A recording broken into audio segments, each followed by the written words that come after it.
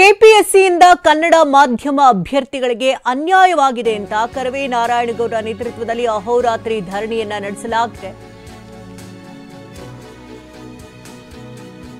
384 gazetted probationary ಹುದ್ದೆಗಳಿಗೆ KPSC ನಡೆಸಿದ ಪರೀಕ್ಷೆಯಲ್ಲಿ ಕನ್ನಡ ಮಾಧ್ಯಮ ವಿದ್ಯಾರ್ಥಿಗಳಿಗೆ ಅನ್ಯಾಯವಾಗಿದೆ ಅಂತ ಆರೋಪಿಸಿ ಅಹೋರಾತ್ರಿ ಧರಣಿ ನಡೆಸಿದ್ದು, ಸರ್ಕಾರ ಕನ್ನಡ ಅಭ್ಯರ್ಥಿಗಳಿಗೆ ನ್ಯಾಯ ಕೊಡಿಸಬೇಕು, ಇಂದು ಸಂಜೆಯೊಳಗೆ ತೀರ್ಮಾನವನ್ನ ಕೈಗೊಳ್ಳಬೇಕು ಅಂತ ಡೆಡ್ಲೈನ್ ಕೂಡ ಕೊಟ್ಟಿದ್ದಾರೆ.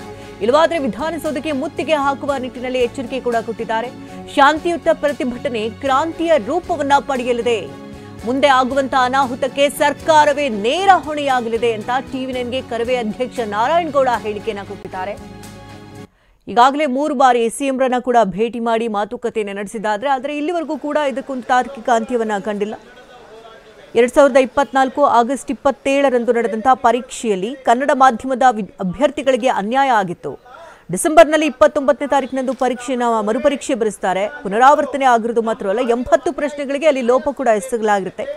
ಕನ್ನಡ ಮಾಧ್ಯಮದ ಅಭ್ಯರ್ಥಿಗಳಿಗೆ ವಂಚನೆ ಎಸಗಲಾಗಿದೆ ಅಂತ ಪ್ರತಿಭಟನಾಕಾರರು ಅಹೋರಾತ್ರಿ ಧರಣಿಯನ್ನು ನಡೆಸಿದ್ದಾರೆ. ಇನ್ನು ನಮ್ಮ ಪ್ರತಿನಿಧಿ ಶಿವಪ್ರಸಾದ್ ನಾರಾಯಣಗೌಡ ಜೊತೆ ಮಾತುಕತೆಯನ್ನು ನಡೆಸಿದ್ದಾರೆ, ನೋಡೋಣ. ಕೆಪಿಎಸ್ಸಿ ಪರೀಕ್ಷೆಯಲ್ಲಿ ಕನ್ನಡ ಮಾಧ್ಯಮದ ವಿದ್ಯಾರ್ಥಿಗಳಿಗೆ ಅನ್ಯಾಯ ಆಗಿದೆ ಅಂತ ಹೇಳಿ ಕರವೇ ರಾಜ್ಯಾಧ್ಯಕ್ಷ ಟಿ ಎ ನಾರಾಯಣಗೌಡರು ಅಹೋರಾತ್ರಿ ಧರಣಿಯನ್ನು ಆರಂಭಿಸಿದ್ದಾರೆ. ಈ ಕುರಿತು ನಮ್ಮೊಂದಿಗೆ ಮಾತನಾಡೋದಕ್ಕೆ ಟಿವಿ9 ಜೊತೆಗೆ ಖುದ್ದು ಟಿ ಎ ನಾರಾಯಣಗೌಡರಿದ್ದಾರೆ. ಏನು ಹೇಳ್ತಾರೆ ಅವ್ರನ್ನ ಕೇಳೋಣ ಬನ್ನಿ. ಸರ್, ಈಗಾಗಲೇ ಸರ್ಕಾರದ ವಿರುದ್ಧ ಅಹೋರಾತ್ರಿ ಧರಣಿಯನ್ನು ನಡೆಸಿದ್ದೀರಾ. ನಿಮ್ಮ ಹಕ್ಕೊತ್ತಾಯಗಳು ಏನು ಸರ್? ಕನ್ನಡ ಮಾಧ್ಯಮದ ವಿದ್ಯಾರ್ಥಿಗಳಿಗೆ ಅನ್ಯಾಯ ಆಗಿದೆ ಅಂತೇಳಿ ಹೈಕೋರ್ಟ್ ಕೂಡ ಚಾಟಿಯನ್ನು ಬೀಸಿರ್ತಕ್ಕಂಥದ್ದು. ಮಹಾಭ್ರಷ್ಟರನ್ನು ಯಾರಾದರೂ ರಕ್ಷಣೆ ಮಾಡ್ತಾರೆ ಅಂದರೆ ಮಹಾಭ್ರಷ್ಟರೇ ಆಗಿರಬೇಕು. ಕಳ್ಳನ ರಕ್ಷಣೆ ಮಾಡ್ತಾರೆ ಅಂದರೆ ಕಳ್ಳನೇ ಆಗಿರಬೇಕು. ಇವತ್ತೊಬ್ಬ ರಾಜ್ಯದ ಮುಖ್ಯಮಂತ್ರಿಗೆ 3 ಬಾರಿ ಹೋಗಿ KPSC ಮಾಡಿದಂಥ ಅವಂತರ ಭ್ರಷ್ಟಾಚಾರ, ನೀಚ ಪ್ರವೃತ್ತಿ ಎಲ್ಲವನ್ನು ಹೇಳಿ ನಾನು 3 ಬಾರಿ ಹೇಳಿದೆ. ಆದರೂ ಮುಖ್ಯಮಂತ್ರಿಗಳ ಅರಿವು ಗಮನ ಈ ಮಕ್ಕಳ ಕಡೆ ಕೊಡಲಿಲ್ಲ. ನಾಳೆ ಆದರೂ ಸಿದ್ದರಾಮಯ್ಯನವರೇ ಸದನದಲ್ಲಿ ಮಾತಾಡಿ ಈ ಮಕ್ಕಳಿಗೆ ಅನ್ಯಾಯ ಆಗಿದೆ, ನ್ಯಾಯ ಕೊಡಿಸ್ಬೇಕು, ನಾವು ಕಾನೂನು ಕೈಗೆತ್ಕೋಬಾರ್ದು ಅಂತ ಹೇಳಿ ಸಂವಿಧಾನಬದ್ಧವಾದಂಥ ಕಾನೂನಿನ ಚೌಕಟ್ಟಲ್ಲಿ ಹೋರಾಟ ಮಾಡ್ತಾ ಇದ್ದೀವಿ.